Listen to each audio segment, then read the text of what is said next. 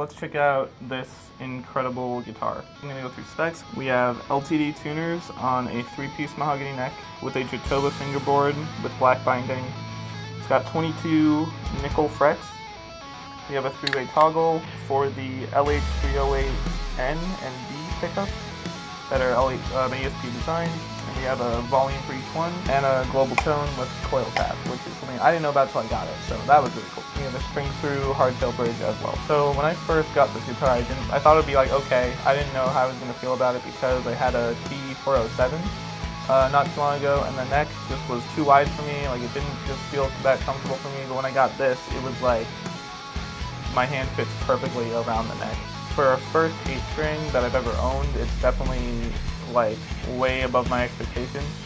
I didn't have any problems adjusting to 7 from 8 like I've had when I've tried like RG8s or something like that. I was a little worried about the 26.5 in scale length because I know on RG8s which have the 27-inch scale length, those come with a 65 gauge string on top, and those are really, really floppy.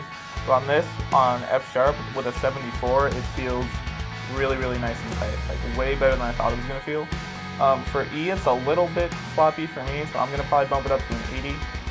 But if you wanted to go down to E, like you'd have no problem doing it. Like I just did the song in E with the stock string, so it's really not a big deal whatsoever.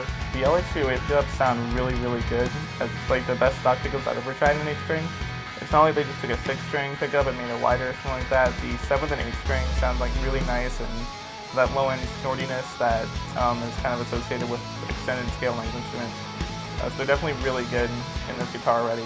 With the coil tap here, you can get a lot of those like really Animal Leaders kind of slappy tones out of the lower strings too, and like it sounds really, really good. So with that, there were like maybe 2-3 things about it that are a little bit like meh, like really it's not even that big a deal. Like right here, there's a little bit of a weird sanding thing. It looks like it was kind of like it's like a paint scuff or like sanded or glue or something that like kind of runs down here, but like you'll barely even notice it. I'm never gonna put my finger there eventually, so it's not a huge deal at all. There's a little thing about the high B string. It's got a little bit of a buzz to it across the entire thing, but like not enough to like be a big deal. It kind of sounds cool actually. I think it might be the nut is cut a little too, the nut slot's cut a little too deep. I'm not really sure what it is, but I kind of like how it sounds, to be honest, and it's not that noticeable when you're playing it live unless you're like really sitting there trying to hear it. So overall, I think it's a great guitar. I really, really like it. I got it for a deal, so it's incredible. If you're looking for a starter 8-string, I highly recommend checking this one out. The scale length is not too crazy. It's really easy to adjust to from a 7 or even a 6-string probably.